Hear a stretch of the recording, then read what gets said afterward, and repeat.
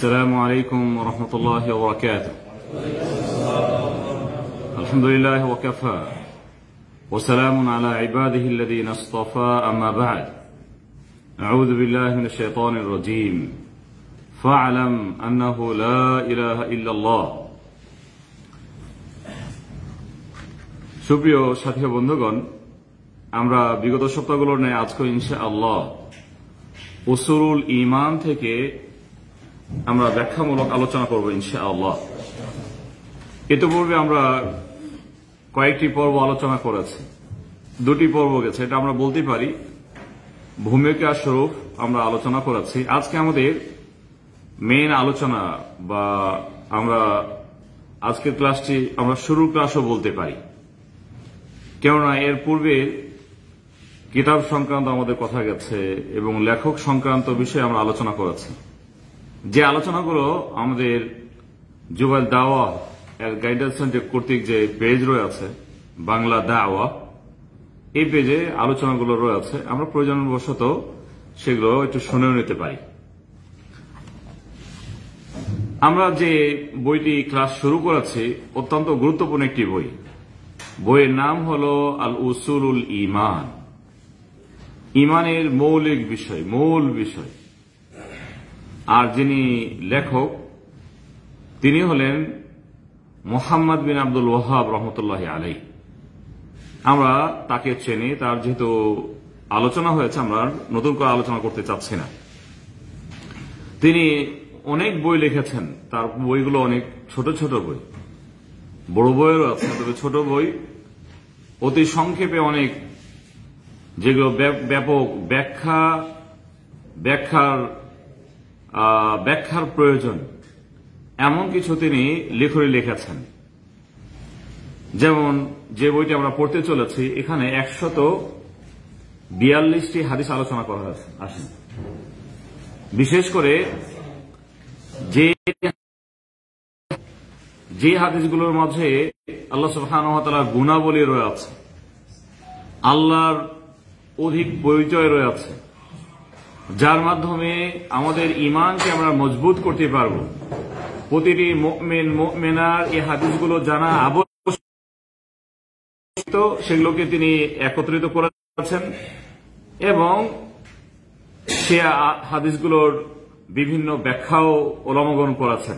আমরা সংক্ষেপে ব্যাখ্যামূলক আলোচনা করব ইনশাআল্লাহ। আমরা প্রথম হাদিসটি যেটি পড়েছিলাম, প্রথম হাদিস হল তিনি উল্লেখ করেছেন ওয়াল ঈমানু বিহি, আল্লাহ তাআলার পরিচয় লাভ করা এবং তার প্রতি ঈমান নিয়ে আসা, আল্লাহর প্রতি ঈমান নিয়ে আসা। এখানে তিনি যে হাদিসটি উল্লেখ করেছেন অত্যন্ত গুরুত্বপূর্ণ হাদিসটি বর্ণনা করেছেন আবু হুরায়রা রাদিয়াল্লাহু তাআলা আনহু। নবী সাল্লাল্লাহু আলাইহি ওয়াসাল্লাম বলেছেন, আন আবি হুরায়রা রাদিয়াল্লাহু তাআলা আনহু قال قال رسول الله صلى الله عليه وسلم قال الله تعالى انا اغنى الشركاء عن الشرك من عمل عملا اشرك فيه معي غيري تركته وشركه রাওয়াহু মুসলিম। যে হাদিসটি সহিহ মুসলিমে বর্ণিত হয়েছে, নবী সাল্লাল্লাহু আলাইহি ওয়াসাল্লাম বলেছেন, আল্লাহ তাআলা বলেছেন, তথা হাদিসে কুদসি। আজকে ইনশাআল্লাহ আমাদের হাদিসে কুদসি কাকে বলে এবং কোরআন এবং হাদিসে কুদসির মাঝে পার্থক্য কি, হাদিসে কুদসি এবং হাদিসে কুদসির মাঝে পার্থক্য কি, এগুলো আমরা সংক্ষেপে জেনে নেব, কেননা বিষয়গুলো জানা আমাদের আবশ্যক বটে। আমরা অনেক সময় হাদিসে কুদসি শুনেছি, হয়তো সেভাবে আলোচনা পর্যালোচনা হয়নি, অথবা কখনো হয়েছে আমরা ভুলে গেছি, আমরা একসাথে আবারও স্মরণ করে নেব। হাদিসে কুদসিতে আল্লাহ সুবহানাহু ওয়া তাআলা তিনি বলেছেন, আনা আগনা শুরাকা ইয়ানি শিরক, আমি শিরিক করা থেকে আমি মুক্ত। আল্লাহ সুবহানাহু ওয়া তাআলা তাদের শিরিক করা থেকে তিনি অমুখাপেক্ষী। তারা যারা আল্লাহর সাথে শিরিক করে, এই শিরিক থেকে আল্লাহ সুবহানাহু ওয়া তাআলা তিনি মুক্ত, পরিপূর্ণ মুক্ত। এরপরে আল্লাহ তাআলা বলেছেন, মান আমিলা আমালান, যে ব্যক্তি এমন আমল করলো আশরাকা ফীহি মাই গায়রি, যে আমলে আমার সাথে অন্য কাউকে শরীক করে বসলো, শিরক করলো, তারাকতুহু ওয়া শিরকাহু, আমি তাকে, শিরককারীকে এবং তার আমলকে প্রত্যাখ্যান করি, ছেড়ে দেই। অত্যন্ত গুরুত্বপূর্ণ হাদিস, যে হাদিসটি সহিহ মুসলিমে বর্ণিত হয়ে আছে।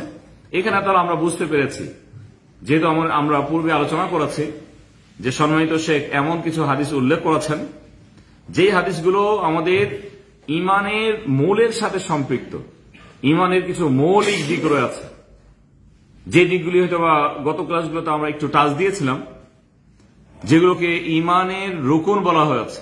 আমানতু বিল্লাহি ওয়া মালাইকাতিহি ওয়া কুতুবিহি ওয়া রুসুলিহি ওয়াল ইয়াউমিল আখির ওয়াল কদরি খাইরিহি ওয়া শাররিহি।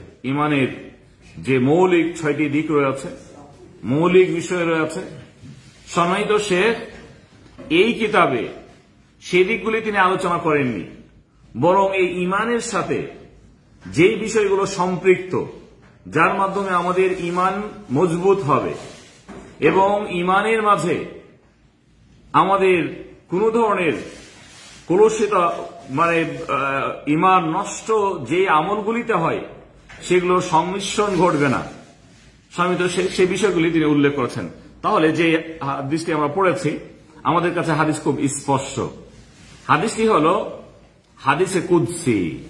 হাদিসে কুদসি এবং হাদিস অনুরূপভাবে কোরআন এবং হাদিস অথবা হাদিসে কুদসি, এর মাঝে যে ছোট ছোট পার্থক্যগুলো, এগুলো আমাদের একটু আলোচনা করা দরকার। আমরা হাদিসের ব্যাখ্যা আলোচনা করার পূর্বে আমরা এই দিকটি আলোচনা করে নেব। আসলে হাদিসে কুদসি কাকে বলে? হাদিস মানে তো আমরা খুব ভালো করে জানি বাণী অথবা কথা, অর্থ হল সম্মানিত অথবা মর্যাদাপূর্ণ। যদি আমরা হাদিসে কুদসির শাব্দিক অর্থ বলি তাহলে সম্মানিত হাদিস অথবা মর্যাদাপূর্ণ হাদিস। হাদিসে কুদসি মানে এক তো হলো হাদিস, আমরা যেটি হাদিস বলি, আল্লাহ নবীর হাদিস, আর কিছু আমরা হাদিসে কুদসির শাব্দিক অর্থ বুঝতে পেরেছি। আসলে এর পরিভাষাগত যে সংজ্ঞা রয়েছে, যাকে হাদিসে কুদসি বলে, ওলামাগণ এই হাদিসকে এমন বলেছেন যে হাদিসে কুদসি বলা হয় এমন হাদিসকে যা নবী মুহাম্মদ সাল্লাল্লাহু আলাইহি ওয়াসাল্লাম তিনি আল্লাহর দিকে নিসবত করবেন, সম্বন্ধ করবেন। তিনি এভাবে বলবেন, এই হাদিসটি বা এই কথাগুলি আল্লাহ তাআলা বলেছেন। আমরা স্বাভাবিক যে হাদিসগুলো পড়ি, ইন্নামাল আমালু বিন্নিয়াত, নবী মুহাম্মদ সাল্লাল্লাহু আলাইহি ওয়াসাল্লাম তিনি বর্ণনা করেছেন, তিনি বলেছেন সকল আমলের ফলাফল নির্ভর করে নিয়তের উপরে। নবী মুহাম্মদ সাল্লাল্লাহু আলাইহি ওয়াসাল্লাম বলেছেন। এই হাদিসে কিন্তু এভাবে আমরা বলছি না। আমরা কিভাবে বলেছি? যে নবী মুহাম্মদ সাল্লাল্লাহু আলাইহি ওয়াসাল্লাম তিনি বলেছেন, আল্লাহ তাআলা বলেছেন। তাহলে আল্লাহর দিকে নিসবত করা হলো, সম্বন্ধ করা হলো যে আল্লাহ তাআলা বলেছেন অথবা আমার রব বলেছেন। আল্লাহ নবী বলবেন, নবী মুহাম্মদ সাল্লাল্লাহু আলাইহি ওয়াসাল্লাম বর্ণনা করেছেন আমার রব বলেছেন, মানে আল্লাহ বলেছেন। তিনি সরাসরি বলছেন যে আমি বলেছি। এই ধরনের হাদিসকে হাদিসে কুদসি বলা হয়। এখন আমরা একটু পার্থক্য আলোচনা করব, হাদিসে কুদসি এবং কোরআনের মাঝে পার্থক্য কি। কোরআন হলো আল্লাহর বাণী, হাদিসে কুদসি আল্লাহর বাণী। আমরা যেমনটি উল্লেখ করেছি যে নবী মুহাম্মদ সাল্লাল্লাহু আলাইহি ওয়াসাল্লাম বলেছেন, আল্লাহ বলেছেন, তাহলে আল্লাহর বাণী। তাহলে কোরআন হলো আল্লাহর বাণী আর হাদিসে কুদসি আল্লাহর বাণী। এই দুই বাণীর মাঝে পার্থক্য কি অতি সংক্ষেপে আমরা খুব দ্রুত বলার চেষ্টা করব ইনশাআল্লাহ। কোরআন হলো জিবরিল ফেরেশতা আল্লাহ সুবহানাহু ওয়া তাআলার পক্ষ থেকে নবী মুহাম্মদ সাল্লাল্লাহু আলাইহি ওয়াসাল্লামের কাছে নিয়ে এসেছেন। তিনি যেই বাণী উচ্চারণ করেছেন ঠিক সেভাবে নবী মুহাম্মদ সাল্লাল্লাহু আলাইহি ওয়াসাল্লামের কাছে নিয়ে এসেছেন এবং পড়ে শুনিয়েছেন, যাকে আমরা কোরআন বলি। তাহলে কোরআন কিন্তু ফেরেশতা জিবরিলের মাধ্যমে এসেছে। হাদিসে কুদসির ক্ষেত্রে আমরা বলবো যে এটি শর্ত নয় যে ফেরেশতা জিবরিলের মাধ্যমে সেটি আসতে হবে। কোরআন শর্ত কিন্তু যে ফেরেশতা জিবরিলের মাধ্যমে আসতে হবে, কিন্তু হাদিসে কুদসির জন্য শর্ত নয় যে ফেরেশতা জিবরিলের মাধ্যমে সেটি আসবে। সেটি এমনও হতে পারে ইলহামের মাধ্যমে হতে পারে। নবী মুহাম্মদ সাল্লাল্লাহু আলাইহি ওয়াসাল্লাম কোন বিষয়ে তিনি সে বিষয়টি ওইভাবে চিন্তা করেছেন, আল্লাহর পক্ষ থেকে পেয়েছেন, আল্লাহর পক্ষ থেকে পেয়েছেন, তার হৃদয়ে সেটি জেগে উঠেছে, তার কাছে স্পষ্ট হয়েছে, তিনি বর্ণনা করেছেন, এবং সেটি হাদিসে কুদসি, সরাসরি হাদিস নয়, সেটি হাদিসে কুদসি। প্রথম। দ্বিতীয়, আমরা বলতে পারবো যে কোরআন হল অকাট্যভাবে যেটি প্রমাণিত, যেটি সরাসরি আল্লাহর পক্ষ থেকে এসেছে এবং তার ধারাবাহিকতা রয়েছে। তার ধারাবাহিকতা কি? ফেরেশতা জিবরিল বলেছেন, আল্লাহ নবী সেটি তার কাছ থেকে মুখস্থ করেছেন, শিখেছেন, তিনি সেভাবে বর্ণনা করেছেন, পরিবর্তন ছাড়াই। তবে হাদিসের কুদসির ক্ষেত্রে এ ধরনের কোনো অকাট্য দলিল নেই, সূত্রটা এভাবে নয় যে ফেরেশতার কাছ থেকে এভাবে এসেছে। এরপরে এমনও হতে পারে সেটি কখনো সেটি সহিহ হতে পারে, যঈফ হতে পারে। কোরআনের ক্ষেত্রে কোরআনের কোনো একটি আয়াত অথবা একটি সূরা কখনো দুর্বল হতে পারে না, অথবা কখনো বানাওয়াট হতে পারে না। হাদিসে কুদসির ক্ষেত্রে এমনটি দেখা গেছে যে হাদিসে কুদসি যদি এর মাঝে দুর্বলতা রয়েছে, আর কখনো সেটি বানাওয়াটও হতে পারে, কেননা কোরআনকে বানাতে পারিনি কিন্তু হাদিস বানাতে পেরেছে। হাদিসে কুদসি যখন বলা হবে, এই ক্ষেত্রে কেউ হাদিসকে বানাতেও পারে। যদিও আমাদের সমাজে কেউ কেউ অনেক সময় বলার চেষ্টা করেছে যে হাদিসগুলো বানানো হাদিস সেগুলো তো হাদিস, অতএব এগুলো তো আমরা মানতে পারবো। নাউযুবিল্লাহ মিন যালিক। বুঝতে ভুল করেছে, আসলে হাদিস বুঝতে ভুল করেছে। যদি এ কথা কেউ বলে যে যেগুলো বানানো হয়েছে, মানুষ বানিয়েছে, সেগুলো আমরা মানবো, বা সেগুলো হাদিসের পাতাতে যেহেতু উল্লেখ হয়েছে অতএব এগুলো আমরা মানতে পারবো, যদি এমনটি হয় তাহলে আপনার কাছে সবকিছু সহজ হবে। এমনকি নবীকেও যদি দাবি করে, সে নবীকে মানাটি ওর জন্য বৈধ হবে। কেননা নবীর কথাকে কেউ যদি নকল করে বলে যে না এটি হাদিস, আপনি মেনে নিতে পারেন নির্দ্বিধায়, তাহলে কেউ যদি নবী দাবি করে তাহলে আপনি মানবেন না কেন? একই তো কথা, নবীর দিকে সম্বন্ধ করা হয়েছে। পক্ষান্তরে কেউ যদি বানাওয়াট কিছু বলে, হাদিসের পাতাতে থাকলেই সেটি হাদিস হবে না, বরং হাদিস হওয়ার জন্য তার ধারাবাহিকতা রয়েছে। এই ক্ষেত্রে আমরা বলবো যে হাদিসে কুদসি সেটি এইভাবে অকাট্যভাবে আসেনি সবগুলোই। হ্যাঁ, এটা তো এসেছে নবী সাল্লাল্লাহু আলাইহি ওয়াসাল্লামের পক্ষ থেকে। কখনো মানুষের বানাওয়াটও হতে পারে, মানুষ বানাতেও পারে, কিন্তু কোরআন কখনো বানাতে পারেনি। তৃতীয়ত আমরা বলবো যে কোরআন হলো এমন এক কিতাব, আল্লাহ সুবহানাহু ওয়া তাআলা যে বাণী পাঠিয়েছেন সেগুলো আক্ষরিকভাবে আমরা সওয়াব পাবো। এটি বড় একটি ইবাদত, আক্ষরিকভাবে আল্লাহ তাআলা সওয়াব দেবেন। তবে হাদিসে কুদসি কেউ যদি তেলাওয়াত করে, পাঠ করে, যেহেতু সম্বন্ধ করা হয়েছে আল্লাহর দিকে, আল্লাহ তাআলা বলেছেন, সেটি কিন্তু কোরআনের নেই তাকে সওয়াব দেওয়া হবে না, এটি আক্ষরিক সওয়াব দেওয়া হবে না। হ্যাঁ, দ্বীনি আলোচনা করার জন্য, দ্বীনি শিক্ষা অর্জন করার জন্য আলাদা তাকে সওয়াব দেওয়া হবে, তবে আক্ষরিকভাবে তাকে সওয়াব দেওয়া হবে না কোরআনের মতো। তাহলে এটি একটি বড় পার্থক্য। চতুর্থ পার্থক্য আমরা বলতে পারি, কোরআন হলো এমন এক কিতাব, আল্লাহ সুবহানাহু ওয়া তাআলা কোরআনের তিনি অধ্যায় রচনা করেছেন, একটি আয়াত, একটি সূরা, এরপরে আমরা পেয়েছি পারা, হিজব, এভাবে কিন্তু কোরআনের তারতম্য রয়েছে। আল্লাহ সুবহানাহু ওয়া তাআলা সেটি তার নবীকে জানিয়েছেন। আল্লাহ নবী বলেছেন, আমি ততক্ষণ পর্যন্ত স্পষ্ট হতে পারিনি যতক্ষণ না বিসমিল্লাহির রহমানির রহিম অবতীর্ণ হয়েছে। আমি এর আগ মুহূর্ত পর্যন্ত সূরা বুঝতাম না যে কোনটা থেকে কোনটা সূরা, কেন আল্লাহ তাআলা তার কাছে পাঠিয়েছেন, তিনি আয়ত্ত করেছেন, মুখস্থ করেছেন। যখন বিসমিল্লাহির রহমানির রহিম পাঠানো হলো, এরপর থেকে তিনি সূরার মাঝে পার্থক্য বুঝলেন যে এটি থেকে একটি সূরা, তাহলে আল্লাহ তাআলা সেটিকে নির্ণয় করে দিলেন। হাদিসের ক্ষেত্রে হাদিসে কুদসির ক্ষেত্রে এ ধরনের কোনো পার্থক্য নাই, বা এ ধরনের কোনো ধারাবাহিক সাজানো গোছানো নয় যে এটি সূরা, এটি আয়াত, বরং এটি হাদিসের ন্যায় হাদিস। পঞ্চম আমরা বলবো, কোরআন হলো শব্দ এবং অর্থ দুটোই হলো মুআজিজা, আল্লাহর পক্ষ থেকে মুআজিজা। এর অর্থগত দিক থেকেও সেটি মুআজিজা, অনুরূপভাবে শাব্দিকভাবেও মুআজিজা আল্লাহর পক্ষ থেকে। হাদিসে কুদসি কিন্তু এমনটি না, এটি মুআজিজা পূর্ণ নয়, কেননা এর শব্দ কখনো আমরাও পরিবর্তন করতে পারি। যখন হাদিস বলা হয়, হাদিস বলার ক্ষেত্রে কেউ যদি কোনো নির্দিষ্ট শব্দ তার স্মরণ না আসে, তিনি কাছাকাছি শব্দ দিয়ে সেটিকে বলতে চান, কেননা একটি বিষয়ে একাধিক কথা হতে পারে, আরবি শব্দ হতে পারে। কেউ যদি একাধিক অন্য শব্দ দিয়ে তিনি ব্যাখ্যা করেন, তাহলে সেটি তার জন্য বৈধ হাদিসে কুলসির ক্ষেত্রে।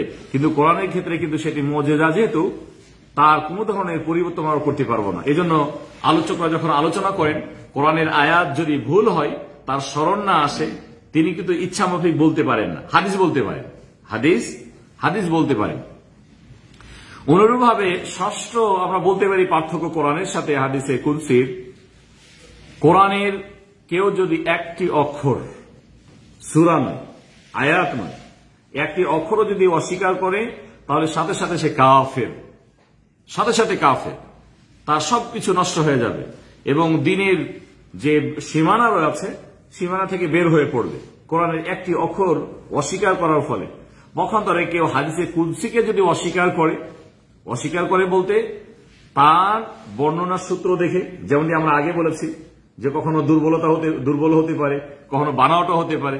এই ক্ষেত্রে যদি কোন নির্দিষ্ট হাদিসে কুদসিকে কেউ অস্বীকার করে, তাহলে এই ক্ষেত্রে তাকে কিন্তু কাফের বলা যাবে না, তাকে সরাসরি কাফের বলা যাবে না। কিন্তু কোরআনের ক্ষেত্রে সরাসরি তাকে কাফের বলা যাবে। সপ্তম নম্বর বলা যেতে পারে যে কোরআনের শব্দ অনুরূপ কোন শব্দ দিয়ে যেহেতু পরিবর্তন হয় না বা পরিবর্তন করা যাবে না, এটি কোনো অবস্থাতে যাবে না। কিন্তু হাদিসে কুদসি যেমনটি আমরা উল্লেখ করেছি, প্রয়োজনবশত কেউ বানিয়ে বলতে পারে। আল্লাহ তাআলা বলেছেন, এরপরে তিনি বানিয়ে বলছেন, এটি তার জন্য বৈধ। অষ্টম নম্বর হল আক্ষরিক এবং অর্থগতভাবে এটি আল্লাহর বাণী, আল্লাহর কালাম। আমরা খুব ভালো করে জানি কোরআন হলো আল্লাহর কালাম। আল্লাহ তাআলা তিনি কথা বলেছেন, এটি আল্লাহর কথা। আল্লাহ সুবহানাহু ওয়া তাআলা এটি গুণ হলো কথা বলা, যে বিষয়ে আমরা একটু পরে যেহেতু হাদিসে কুদসি, এই বিষয়ে আমাদের কথা হবে। আল্লাহর একটি বড় গুণ, তিনি কথা বলেন যখন চান, যেভাবে চান, যার সাথে চান, তিনি কথা বলেন। তাহলে এটি হলো আল্লাহর কথা, তাহলে আক্ষরিক এবং অর্থগতভাবে আল্লাহর কথা। পক্ষান্তরে হাদিসে কুদসি যে শব্দগুলো আমরা দেখেছি, এই শব্দগুলো কিন্তু আক্ষরিকভাবে আল্লাহ সুবহানাহু ওয়া তাআলার শব্দ নয়। তাহলে হাদিসের মতোই, অনেকটা হাদিসের মতোই। অনুরূপভাবে আল্লাহ সুবহানাহু ওয়া তাআলা কোরআন নিয়ে চ্যালেঞ্জ ঘোষণা করেছিলেন আরব সহ সারা বিশ্বের মানুষের নিকট। তিনি চ্যালেঞ্জ ছুড়ে দিয়েছিলেন যে অনুরূপ একটি আয়াত নিয়ে আসো, আজ পর্যন্ত কেউ নিয়ে আসতে পারেনি।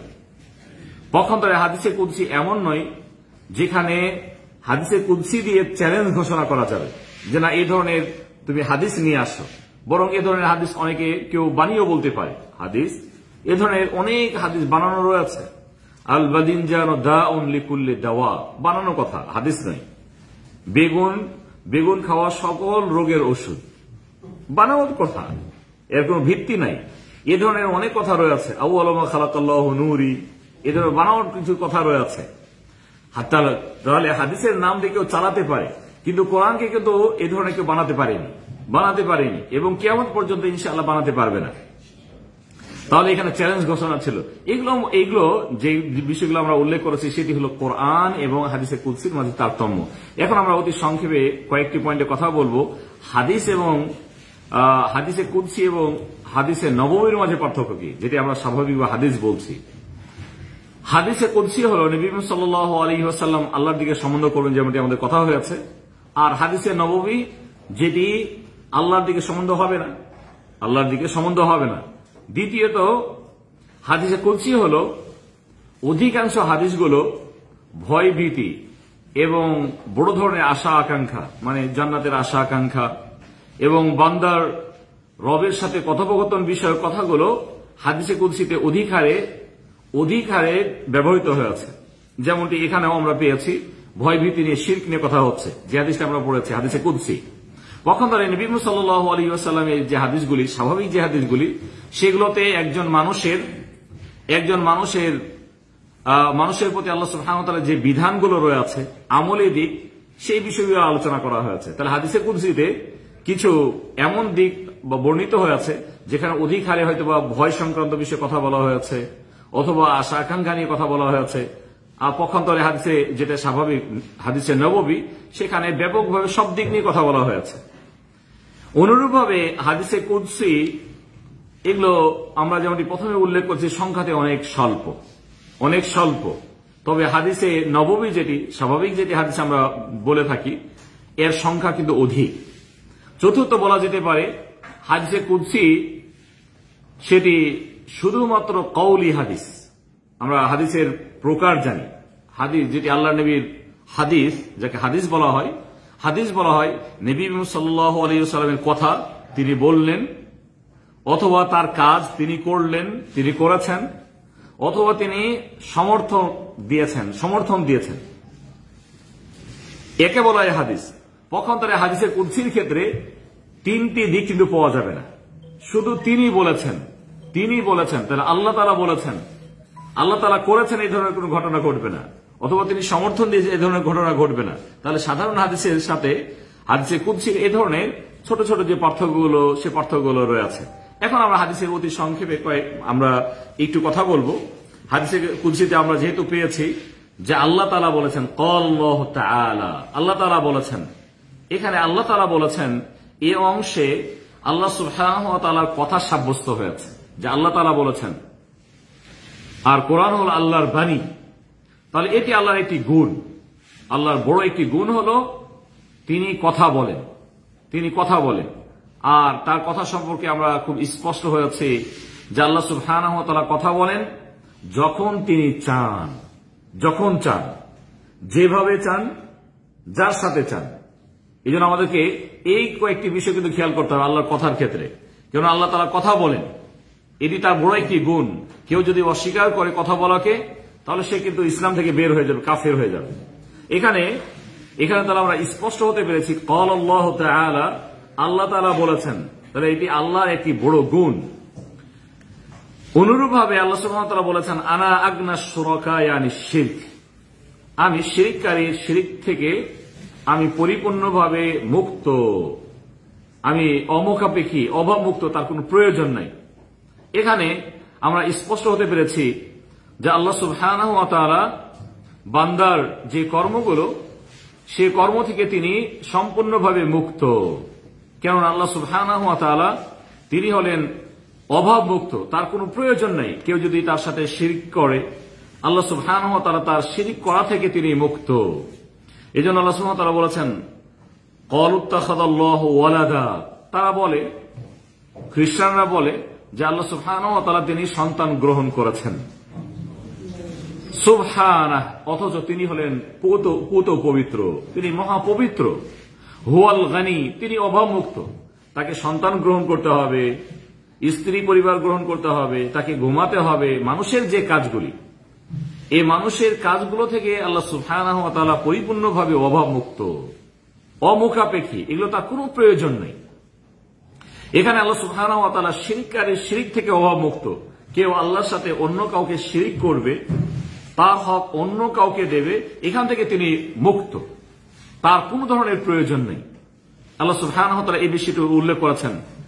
আর তার সাথে তিনি যে অভাবমুক্ত, তার কোনো কিছুর প্রয়োজন নাই, আমরা খুব ভালো করে জানি। আল্লাহ সুবহানাহু ওয়া তাআলা সূরা ফাতির এর 15 নম্বর আয়াতে বলেছেন, ইয়া আইয়ুহান নাস আনতুমুল ফুকারাউ ইলাল্লাহ, হে মানুষেরা, তোমরা আল্লাহর নিকট মুখাপেক্ষী, তোমাদের প্রয়োজন রয়েছে।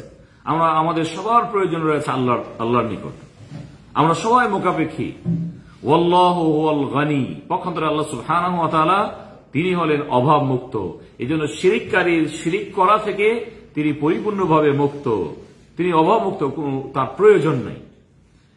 একইভাবে আল্লাহ সুবহানাহু ওয়া তাআলার অন্য যে তার সাথীর প্রয়োজন নাই, সন্তানাদির প্রয়োজন নাই। আমরা সূরাতুল ইখলাস আমরা জানি, যেখানে আল্লাহর গুণ বর্ণনা হয়েছে।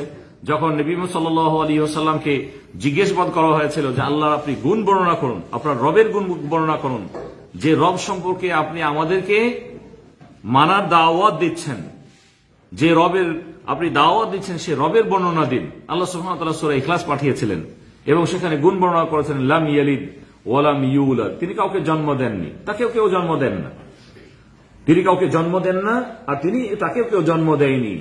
ওয়ালাম ইয়াকুল লাহু কুফুয়ান আহাদ, এবং তার সমকক্ষ, তার সমতুল্য আর কেউ নাই।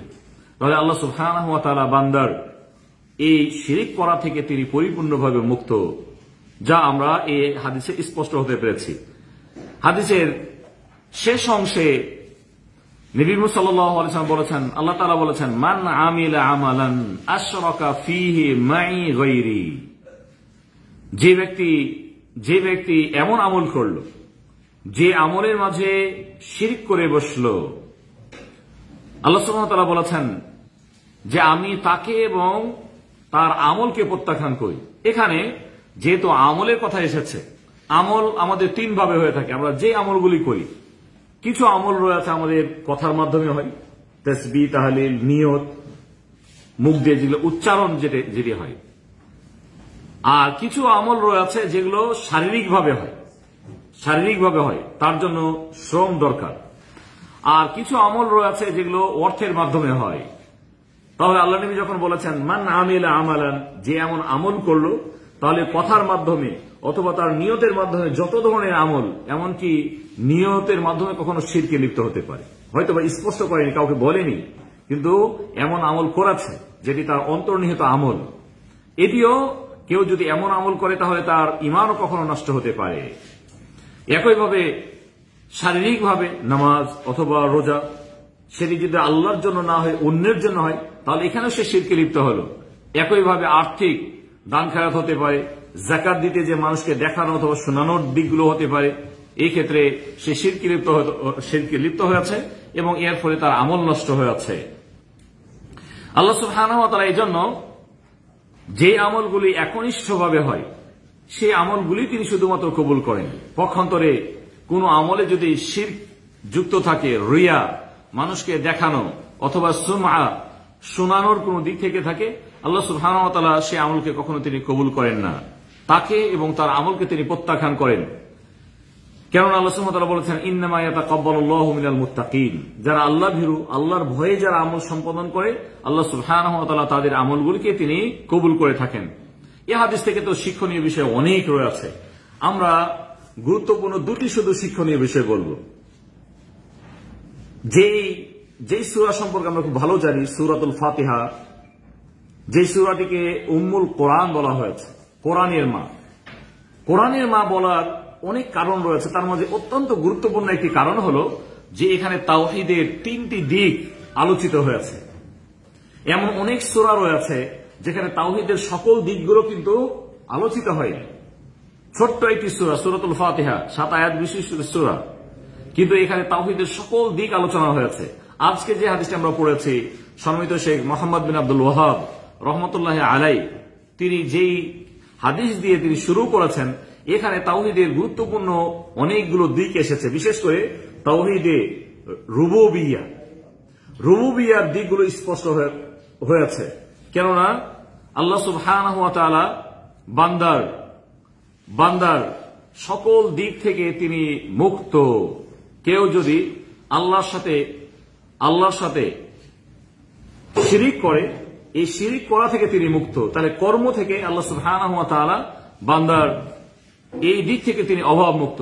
একইভাবে আমলের দিক, তাওহীদে রুবুবিয়া, তাহলে তার কর্তৃত্বে, তার সাথে কেউ যদি কর্তৃত্বে শিরিক করতে চায়, আল্লাহ সুবহানাহু ওয়া তাআলা এখানেও তার এই কর্ম থেকে তিনি মুক্ত। একইভাবে আমলের ক্ষেত্রে তাওহীদে উলুহিয়াকে এখানে আল্লাহ সুবহানাহু ওয়া তাআলা উল্লেখ করেছেন, বা এই দিকটিও এই হাদিসে স্পষ্ট হয়ে আছে। হাদিসে কুদসিতে কেউ যদি তাওহীদে উলুহিয়া নষ্ট করে, এর মাধ্যমে সে শিরকে লিপ্ত হয় এবং বড় ধরনের ক্ষতিগ্রস্ত হয়, যার মাধ্যমে সে কখনো ঈমান হারা হতে পারে। বিধায় সম্মানিত শেখ এই বিষয়গুলি এই হাদিসে উল্লেখ করেছেন। আমরা শেষ করব, রিয়া, যেহেতু এখানে শিরিক করা থেকে আল্লাহ সুবহানাহু ওয়া তাআলা পরিপূর্ণভাবে মুক্ত। কেউ যদি কোনো আমলে শিরিক করে, আর এই শিরিক বলতে যেটি দেখানোর মাধ্যমে হতে পারে, শোনানোর মাধ্যমে হতে পারে, যেটিকে আমরা রিয়া বলি, আরবিতে রিয়া, দেখানো কাজ অথবা শোনানো কাজ। মানুষকে দেখানো কাজ এবং শোনানো কাজের অনেকগুলো দিক রয়েছে বা পদ্ধতি রয়েছে। প্রথম পদ্ধতি হলো যে কোনো আমল যদি কেউ প্রথম থেকে নিয়ে শেষ পর্যন্ত কাউকে দেখানোর জন্য করে বা শোনানোর জন্য করে, তাহলে এই আমলটি আল্লাহ সুবহানাহু ওয়া তাআলা কোনো অবস্থাতে কবুল করেন না এবং সে এই আমলের জন্য আমলের অবস্থা দেখে সে কখনো সাজার হকদার হতে পারে এবং অধিক সাজার হকদার হতে পারে, তথা আমলটি যদি ফরজ হয়, ফরজ আমল হয়, আবশ্যক আমল হয়, এই আমল করতে যদি প্রথমে তার শিরক থেকে থাকে তাহলে আল্লাহর সাথে শরিক করলো এবং এটি বড় শিরকে লিপ্ত হলো, নামাজের ক্ষেত্রে হতে পারে, এর জন্য তার আমল নামা নষ্ট হতে পারে। আর আমল যদি ছোট হয়, ফরজ না, সুন্নত অথবা নফল, কেউ যদি সেটিকে দেখানোর জন্য করে, আবশ্যক ছিল না, আবশ্যক যেগুলো সেগুলো তো অবশ্যই এটি আল্লাহর হক, কেউ যদি আল্লাহর হক নষ্ট করে সে আল্লাহর কাছে যায় তাহলে এর জন্য তাকে সাজাগ্রস্ত হতে পারে, ব্যক্তি সাজাগ্রস্ত হবে। পক্ষান্তরে নফলগুলো যেহেতু আল্লাহ সুবহানাহু ওয়া তাআলা নফলগুলোর হিসাব নেবেন না প্রয়োজন ছাড়া, এই ক্ষেত্রে কেউ যদি নফলের ক্ষেত্রে শিরিক করে তাহলে এটি অন্যায় করেছে এবং এর জন্য শিরিক করার জন্য সে সাজাগ্রস্ত হতে পারে। পক্ষান্তরে আমলের জন্য সে সাজাগ্রস্ত হবে না, কেননা সে আমলটি আবশ্যক ছিল না। এটি একটি গুরুত্বপূর্ণ বিষয়। বাকি থাকলো কেউ যদি কোনো নির্দিষ্ট আমলের মাঝে শিরকের কিছু অংশ ঘটায়, নামাজ পড়তে যে নামাজকে লম্বা করা, তেলাওয়াত লম্বা করা, রুকু লম্বা করা, সেজদা লম্বা করা, এবং এটি নিছক কোনো ব্যক্তিকে দেখানোর ক্ষেত্রে হয়, কোন একটি অবস্থাতে তার পাশে এমন ব্যক্তি চলে আসলেন যার কাছে বাহবা লাভ করতে হবে, তিনি একটু লম্বা করে দিলেন, এমন যদি হয়, এই আমল নিয়ে ওলামাগণ দুটি মত পোষণ করেছেন। কেউ বলেছেন পরিপূর্ণভাবে আমল নষ্ট হয়ে যাবে, এই আমলকে তাকে আবারও করতে হবে, কেননা তার প্রথম অবস্থা যদিও ভালো ছিল, শেষ অবস্থাতে শিরকের সংমিশ্রণ ঘটেছে। আর এটি এমন আমল নয় যেটি আলাদা আলাদা পার্ট পার্ট করা যায়। মনে করুন নামাজের প্রথম রাকাত, দ্বিতীয় রাকাত, প্রথম রাকাত যদি নষ্ট হয়ে যায় দ্বিতীয় রাকাতটি সঠিক হবে এটি তো বলা যাবে না, বরং পূর্ণ নামাজটি নষ্ট হয়ে যাবে। উযু যদি চলে যায় প্রথম রাকাত কমপ্লিট করেছে দ্বিতীয় রাকাতে, তাহলে তো বলা যাবে না যে তার প্রথম রাকাত কিন্তু হয়ে গেছে, বরং পরিপূর্ণ নষ্ট হয়ে গেছে। এই অর্থে কেউ বলেছেন যে তার পরিপূর্ণ আমল নষ্ট হবে, ওই আমল তাকে আবারও করতে হবে এবং আল্লাহর কাছে ক্ষমা চাইতে হবে শিরকের জন্য। কেউ বলেছেন যে অতিরিক্ত যে অংশটুকু করেছে সেটুক শুধু নষ্ট হবে, পক্ষান্তরে তার আসল যেটুক ছিল এটুকের জন্য সে সওয়াব পাবে, এটুকুর জন্য সওয়াব পাবে। আর আমল যদি এমন হয়, যেটি অনেক সময় এমন হতে পারে, ব্যক্তির ক্ষেত্রে, আমাদের ক্ষেত্রে অনেক সময় হতে পারে, রিয়া ভালো মানুষরা রিয়া করে, এই ক্ষেত্রে যদি এমন হয় যে তার রিয়ার অবস্থা প্রথম অংশে এসেছে এবং সে রিয়া থেকে বাঁচার জন্য সকল ধরনের প্রচেষ্টা তার চলছে, সে ফাইট করছে যে না আমি রিয়া করব না, আবারও শয়তান তাকে ধোঁকা দিচ্ছে, আবারও সে আল্লাহর কাছে সে এই শয়তানের যে কুমন্ত্রণা সেখান থেকে সে আশ্রয় চাচ্ছে, আউযু বিল্লাহি মিনাশ শাইতানির রাজিম, সে বারবার বলছে, সে এমন অবস্থায় নামাজ কমপ্লিট করেছে, অথবা যে আমল সম্পর্কে কথা বলছে সেই আমলটি কমপ্লিট করেছে শয়তানের সাথে ফাইট করতে যে, তাহলে এই ক্ষেত্রে ওলামাগণ বলেছেন যেহেতু সে আসলে রিয়া ভাব এসেছে বা আসছে কিন্তু রিয়াতে লিপ্ত হচ্ছে না, এতে সে সন্তুষ্ট হচ্ছে না, এটিকে রিয়া আওতাভুক্ত করা যাবে না, বরং এই ক্ষেত্রেও তিনি সওয়াবের হকদার এবং এটি রিয়া থেকে তিনি মুক্ত হবেন। এই হলো আজকে আমাদের হাদিসের আলোচনা। আগামী ক্লাসে আমাদের যে বিষয় আমরা পড়ব সেটি হচ্ছে আল্লাহ সুবহানাহু ওয়া তাআলা তিনি কখনো নিদ্রা যান না, এই বিষয়ে আমাদের হাদিস হবে ইনশাআল্লাহ, সেটি আগামী পর্বে আমাদের আলোচনা হবে। আমরা আজকে যে বিষয়ে আলোচনা করেছি আশা করি স্পষ্ট, শিরক অথবা রিয়া নিয়ে। আল্লাহ সুবহানাহু ওয়া তাআলার কাছে আমরা দোয়া করছি আল্লাহ সুবহানাহু ওয়া তাআলা সর্বদা আমাদেরকে রিয়া থেকে বাঁচান। আল্লাহুম্মা ইন্নী আউযু বিকা আন উশরিকা বিকা ওয়া আনা আ'লাম ওয়া আস্তাগফিরুকা লিমা লা আ'লাম। ওয়া সাল্লাল্লাহু তাআলা আলা নবিয়িনা মুহাম্মদ ওয়া আলা আলিহি ওয়া সাহবিহি ওয়া সাল্লাম।